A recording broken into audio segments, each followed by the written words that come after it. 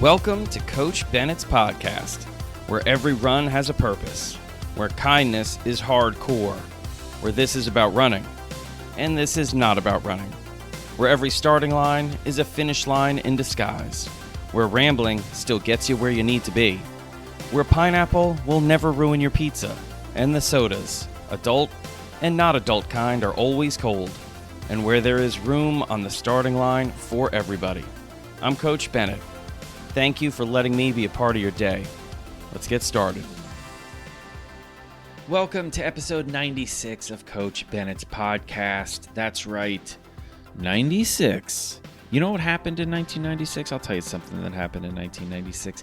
I got to go to the Atlanta Olympics. Yes, I did. 2 days of track and field in hot Atlanta back in 96 with some of my family. It was amazing. The track and field in front of 100,000 people was just mind-blowing. And as a geek, a complete and total runner, I gotta tell you, it felt real good to see 100,000 people cheering on track and field. Real good.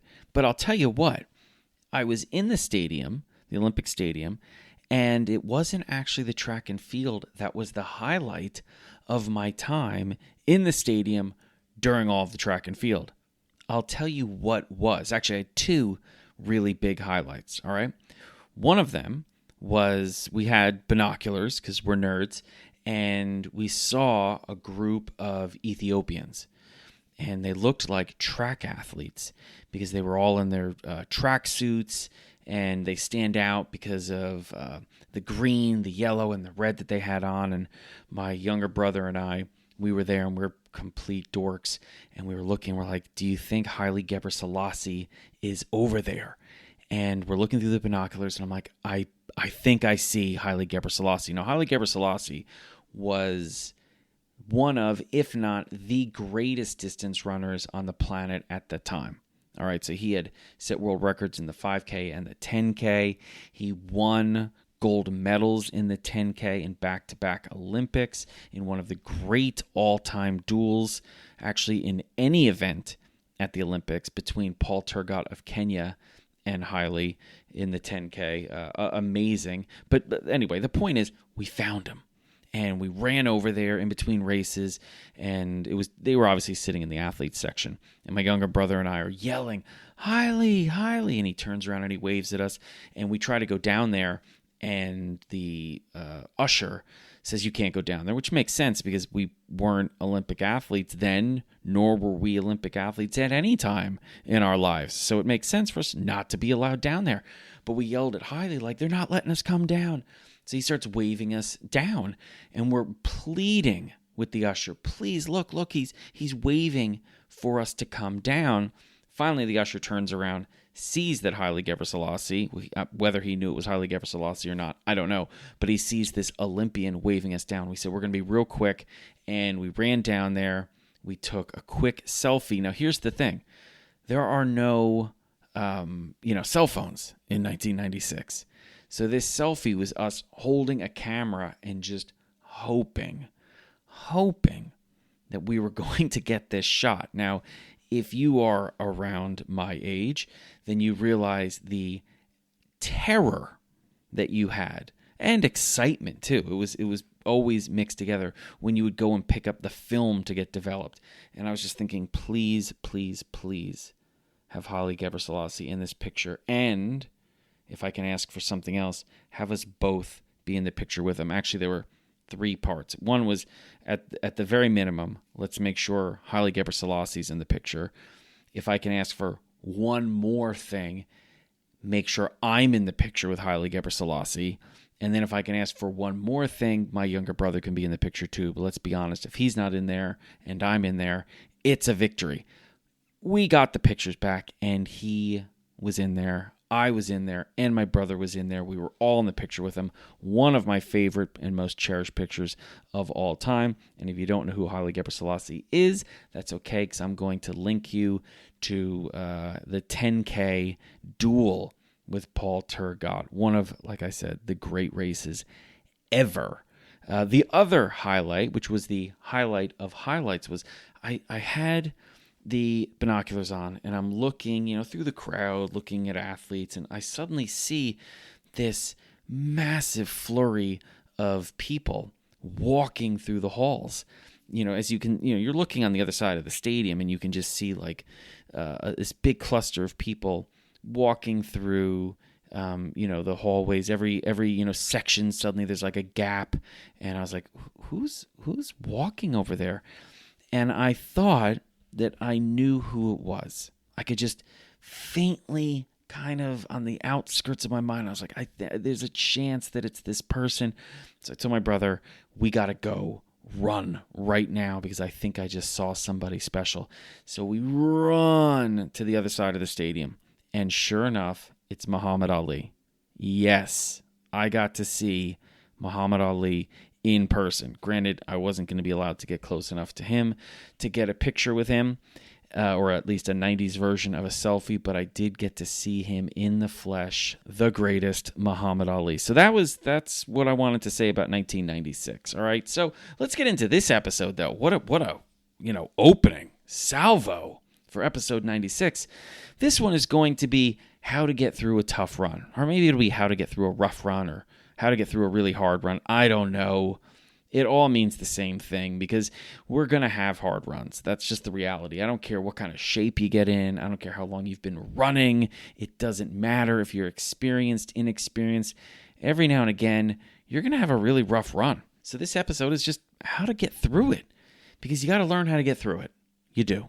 And the hope is by the end of this, you're going to have the tools you need, or more tools than you already have, to get through a hard run. And as so many of these things start, it begins with a question. So if you're out there and you're running and you're struggling, and you can quantify how you struggle any way you want, you can qualify what counts as struggling any way you want. But I think we all understand the run's not going, or seemingly not going, the way you believe it should. You're struggling. It feels tough. It's hard. It's rough. And you're wondering, what's happening? Can I do this? Should I do this? Well, therein lies the question. Is it supposed to be like this?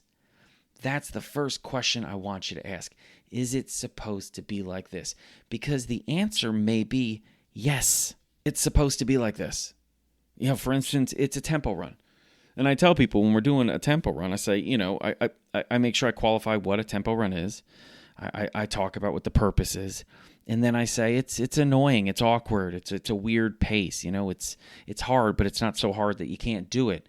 But it's also not so easy that it's comfortable the entire time. In fact, it's going to get uncomfortable for a whole host of different reasons because, like I said, the pace is awkward. Like if you run too fast, you're no longer running the correct pace. But if you back off and you're a little bit too conservative, you're also no longer running the pace.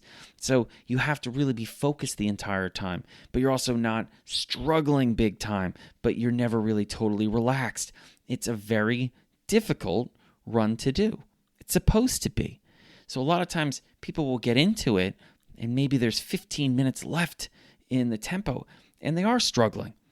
Not struggling in a way where they don't think they can finish, but is it supposed to feel like this? Like I don't feel totally comfortable. And that's where a lot of people will say the benefit of a tempo run is you work on getting comfortable with being uncomfortable. So a lot of times someone will ask, like, am I doing this correctly? And I'll say, yes. Actually, the struggle that you're going through right now means you're doing it correctly. How you're qualifying this as not easy. It's not supposed to be easy. It's the same thing with interval workouts and sometimes fartlek workouts and hill workouts. Like, yeah, sometimes it's supposed to be hard. You're doing it the right way. If it's getting difficult in some workouts, it's supposed to get really, really difficult. So difficult that you think, I don't know if I can finish this. And in those cases, they're rare. All of your workouts shouldn't be, I don't know if I can finish this. You're working out too hard if that's the case. But every now and again, you may be asking yourself with 2 intervals to go or 3 hills left to go or another 1.5 miles left to go in whatever it is that you're doing. can I finish this? And part of the purpose for this workout, or I should say maybe one of the purposes of a workout like that is, it's a struggle. It is. It's supposed to be hard. You're doing it correctly. So the struggle isn't a sign of you, getting off track. You struggling is a sign of being on course. But if the answer is no, I'm not supposed to feel like this. It's not supposed to be this hard. It shouldn't be this tough. This is where you're going to have to make some decisions. If we use the tempo as an example, and you're thinking, wow, this feels more like a race. Well, you're going to need to back off because you're no longer achieving what the purpose of the workout is. You're not supposed to go out and run an 8K race today. It's supposed to be an 8K tempo. So you're going to need to back off the pace. And hopefully you're asking these questions consistently and you're asking these questions early.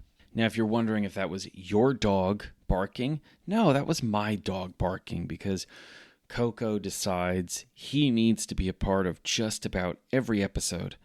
So don't worry, it's not your dog. And if you don't have a dog and you're wondering, where is this dog that I'm suddenly hearing? They're with me. That's right. So anyway, the point is you should be asking this question consistently and early on in a workout or a run. People should develop the habit of having that conversation with themselves. I'll tell you what, as a coach, you do ask it quite often. If I'm with someone, whether I'm running next to them and they're an athlete of mine, or I was on a bike and because I'm just, I can't keep up with the athletes anymore. The point is I would ask a couple minutes into the run, how you feeling? I would expect them to say, geez, sluggish, not so good, because it's early in the run and going from not running to running is a big jump. I get it, but I'm still asking because I want them to develop the habit of asking themselves, how do you feel? How do you feel 10 minutes into a 50-minute run and 20 minutes and 30 minutes and 40 minutes? Because the more you're asking yourself, the more likely you are to be able to make adjustments that are needed. That's what's important. So early into a speed run, early into a recovery run, early into a long run, ask yourself, how are you feeling? You can obviously give context to when you're asking.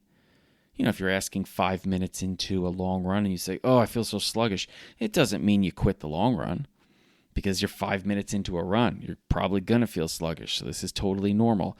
So I'm not telling you to panic based on your answer. What I'm telling you is to ask the question, answer the question, give the answer context, and then continue to run with adjustments if and as needed. That's all. So what you want to do is ask, if you're having a hard run, a tough run, a rough run, is this supposed to be tough, rough, or hard? Is it? And if it's not, then guess what? You need to make some adjustments. So as I mentioned, if the tempo run feels way too fast, well, you're probably going to need to back off.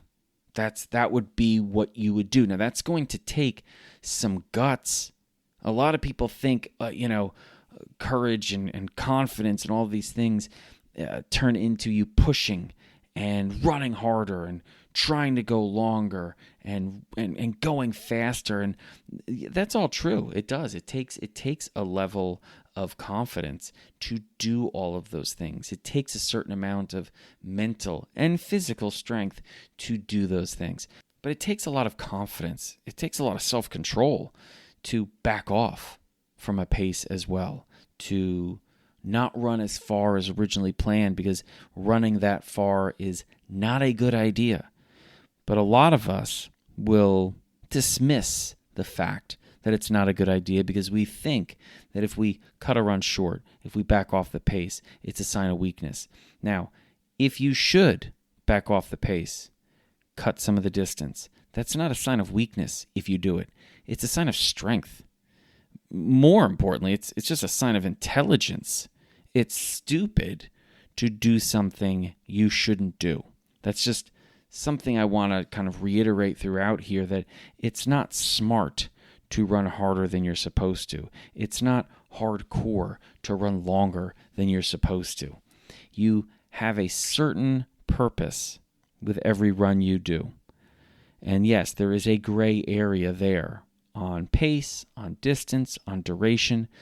But I think we know what I'm trying to say here. If you do things you're not supposed to do, that doesn't make you tough. It just makes you stupid. All right? So no coach is going to want you to do something you're not supposed to do. So think like a coach, all right? And then compete like an athlete.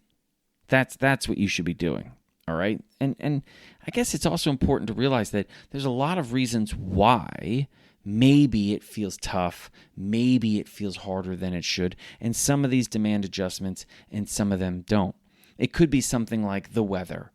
So you go out there, you have in your idea a certain distance and a certain pace. Could be an easy run, could be a tempo run, could be a series of intervals. It doesn't matter what type of run when you're talking about the weather. If the weather is extreme in any way, you're going to need to make adjustments. Because if you try to do the effort that you normally would in non-extreme weather circumstances, but you're doing them in extreme weather circumstances, you're not going to be able to do it. Or if you do it, it's going to take a much greater effort, which means it's going to be more taxing, which means you're going to need to recover more, which means you're not doing the same workout again. So if you're supposed to do a 40-minute easy run and it's very hot and very humid, and the 40-minute easy run, okay, well, that's fine. It's hot and humid. You probably aren't going to do it at the same pace you would have done it yesterday when it was cloudy and cool, right? I mean, yes, the answer is right. It's a rhetorical question. You don't need to be answering, but if you are answering and you said yes, then you're correct. You should be making adjustments. You shouldn't be trying to do the same thing that you did yesterday, today. The circumstances have changed. When you have extreme temperatures, imagine you're training at elevation. You wouldn't try to do the same run at 12,000 feet that you did yesterday at 4,000 feet in terms of distance and duration and a pace. So if you did an 8K run yesterday at 4,000 feet and it was classified as an easy run, well, when you go up to 12,000 feet, you're not going to be able to run the same pace for that distance and still classify it as an easy run. It's going to be a very, very hard run, which means it's going to be a very different run, which means it has a different purpose. If you try to do both of those runs and call them easy runs and think they have the same purpose, it's not going to work out. And then you come and you tell us, like, well, what'd you do? I did 2 easy runs and everything is fine, but they're not fine because you're exhausted, and then the speed run doesn't go well, and then you're confused. All I did was 2 easy runs. Then we find out like 3 weeks later, it was actually because you ran a race, which you classify as an easy run, but it was at 12,000 feet and not 4,000 feet. And here we are, and all you needed to do was do what I told you to do, which is just put context to your circumstance, and you're going to find the right answer, which more often than not in something like that is going to be make some adjustments. Sometimes they're big adjustments, sometimes they're minor adjustments, but the purpose of these adjustments is for you to have a better run, right? There are other things that are non-weather related. Stress in your life, which I bring up quite a bit because guess what? Most of us have some stress in our life, all right? And that stress has an impact on the running we're doing, the efforts that we give, how quality our recovery is. Stress has something to do with all of those different things. So if we ignore the stress, it doesn't go away. It's like having a friend with you that's totally annoying and is constantly like putting their finger 2 inches away from your eyes and making like a buzzing noise, pretending they're a mosquito, and you're like, oh my gosh, you're so annoying. I used to do this with my brothers. Well, I would do it to my little brother. My older brothers would do it to me. And you just follow them around and you put your finger just a little away from their eye to freak them out, and you make little like buzzing noises. Bzz. It's just so annoying. Now you can ignore them, right? But it doesn't change the fact that there's somebody right next to you making a buzzing noise with their finger an inch away from your eye. So that means you can't lunge forward. Like, yeah, you can pretend they're not there, but you can't lunge forward because then their finger's going in your eye. You can't have a normal conversation with anyone because there's somebody standing right next to you making buzzing noises.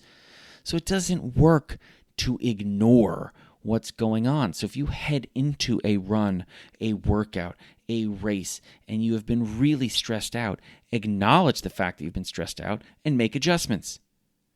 And when you make the adjustments, you're setting those up so you can be the best you possibly can be. But ignoring certain circumstances, ignoring some of the things that have been going on in your life, well, that doesn't set you up to be your best, because you're trying to be someone you're not. You're trying to be someone who has no stress in their life, someone who hasn't been dealing with lots of stress over the last few days. That's not who you are. That's not who you are. All right? So if you're at your best, it's never less of you. You at your best is always all of you. And yes, sometimes that means some stuff that's not so great. You at your best is you with all of this stress, because you at your best is all you can do right now. The best you can do right now. That's always your best. We love to think that our best already happened or hasn't happened yet. No, your best can always happen, because all you need to do to be your best is to try your best, because we are at our best when we try our best, which means we're badasses, because badasses try their best. Anyway, we can move on. So there are other things that, again, that you should be asking yourself and taking into account when you say, how are you doing? How are you feeling? Should this be this hard, this tough, this much of a struggle? Answer might be yes. It might be no. Fine. Then you make adjustments, or you make no adjustments, and you keep on going. But like I said, there's a lot of different types of adjustments you can do. I've given the example of backing off the pace. You can play with the distance if you want to maintain the pace. Just got to be careful. Just got to be careful there, because a lot of times we think, well, I'll just keep running this pace, but I'll run shorter. But if you're already struggling, not having the pace be affected isn't going to change the fact that you're going to struggle until the run is done. So it's just something I want you to think about. A lot of times people think the distance is the answer. Well, if you're really struggling and it's a physical struggle and you're supposed to do 8K and you're 4K into the run and you say, well, I'll just end at 6K. Well, not backing off the pace doesn't change the fact that you're going to be struggling for the next 2K. Some of the mental struggle may go away, because you know that you don't have 4K to go, you only have 2K to go. But I just want you to make sure you're being careful. A lot of times we will do too much in the moment as opposed to doing consistently enough over a period of time. And I'll tell you what, it's the consistency of our training that is going to lead to great running. It's not going to be an exclamation point on one day and an exclamation point on a day 3 weeks from now, and we gutted it out here and we gutted it out there, but then we had to take 5 days of recovery. No, it's consistently doing the right thing. A lot of times we think it's every now and again doing the hard thing. Well, I think it's also important to remember that sometimes the easiest thing to do makes everything harder to do. And sometimes the easiest thing to do is to just keep pushing. Like I said earlier, it takes just as much courage to walk away sometimes as it does to keep going. So just remember that sometimes the easiest thing to do makes everything harder to do. Now, conversely, sometimes the hardest thing to do makes everything easier to do. So, keep that in mind, because sometimes it is harder to stop a run than it is to keep going because of all the baggage we've got going on. But sometimes stopping the run, the hardest thing to do, is going to make everything else a little bit easier. You're going to recover better. You're going to be ready for the next run. You're going to be able to do that next speed run. Maybe this was too much today for whatever reason, and maybe you can do it all tomorrow. You cut it off early, or maybe you want to just skip the speed run or the long run or the recovery run altogether. That's just how it is. And like I mentioned, there are different types of struggles. So I just want to make sure I touch on that too. It's not always just a physical struggle. Sometimes you can go out on a run and you feel fine physically. It's just mentally, mindfully, emotionally, you're just not there. Or you're there in such a way that it is an intense struggle, and you're thinking, I'm bored, or I'm frustrated, or I'm anxious. There's so many different ways it can show up. I just want you to remember that it's not always physically hard a run. Sometimes the run physically is not hard, but everything else is really hard. And this can happen on any type of run. It just isn't, the runs that are supposed to be difficult, like a longer run and in the later stages of a run, or an interval workout, a speed run, something like that. Sometimes it's the easy runs that are really difficult for a whole host of reasons. Like sometimes easy isn't easy. So remember that as well. And also take into account little things that can make a big difference. Athletes sometimes, the weather's fine. Okay, that's great. I don't have that much stress in my life. Okay, that's fine. But they'll go for a run and they'll say, it was a little bit harder than I thought. Or the next day, maybe they're a little bit more sore. And this could literally just be on a recovery run. I'll say, well, tell me a little bit about it. Like, I don't know what was going on. I just feel a little bit banged up today, which is weird because it was an easy run and it wasn't even that long. And I was like, oh, where'd you go? Was it hilly? No, it wasn't hilly at all. I just ran on the trails around the reservoir. And I was like, oh, the trails around the reservoir that have roots all over the place and stuff like that. And they're like, yeah, but, it's dirt. It's not road and there was no hills. And it's like, yeah, but all of that movement that you have to make, which a lot of times is unstable because you're trying to ditch roots and you're landing on slightly uneven terrains, like that can beat you up if you're used to just running on roads or flat surfaces or really well-maintained trails. Something as small as that, which isn't that small, just running on some uneven surfaces or just doing an entire run on grass. It's amazing how people don't realize that if you're used to running on roads, yes, the grass is softer, so you're not going to have the pounding, but the grass is softer. So you got to work a little harder to push off because your foot's going to sink into that grass a little bit. And if it's, some higher grass with some soft, surface, like you're going to be working. A lot of times we think, well, it's a soft surface, so it's just great. Yeah, I get that. It's great considering the alternative is running on a very hard surface, so maybe you're not getting the pounding, but there is a benefit to a harder surface because it's usually faster.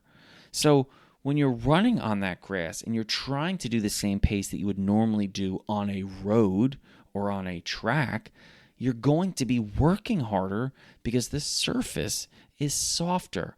So the next day, I don't know why I'm tired today. Well, think about these things. And a lot of it comes with experience. A lot of this knowledge comes with talking to other runners. And really just your own experiences, which is why, once again, you should be writing in your running log because you're going to go back and you're going to pick up on these things, all right? And if you're not keeping a running log, today is a great day to keep a running log, all right? So if you haven't started one, you can start one now, right? All right, so these are, I think, some things that I would start with. And as always, it starts with a question. It starts with a conversation between you and you. These conversations that would normally occur between you and, let's say, a coach. So if you have a coach, then you're probably having these conversations. If you don't currently have a coach, you can become your own best coach. All you got to do is just start talking to yourself, listening to yourself, learning from yourself, making adjustments so you can put together the best possible run. And in doing so, you'll be setting up the runner to have their best possible run. But again, it always starts with the runner, not the run. The running can be adjusted to fit the runner. You don't want the runner to make adjustments for the run. That's not how it works. You're going to have to make adjustments to the run for the runner, dependent on all sorts of things, whether how well the athlete is recovering, stress in their life, the terrain, the purpose, the effort. There's all sorts of different things to take into account. But these little things should help you deal with, handle, and run better on runs that may seem harder than they're supposed to be, or tougher than you had expected, or going a little bit rougher than maybe you wanted or needed, but maybe that is the purpose of the run. I'm not saying that you're not going to have rough runs. I'm not saying you're not going to have tough runs. I'm not saying you're not going to struggle on runs. What I am saying is if this is a run you're not supposed to be doing these things, then you need to make adjustments. If this is a run where maybe you shouldn't be doing these things that much, you should make adjustments. And sometimes really dig deep and ask, what type of a struggle am I having? Where is this run really tough? Because like I said, it's not always going to be the physical side. Sometimes it could be the mindful side. It could be the emotional side.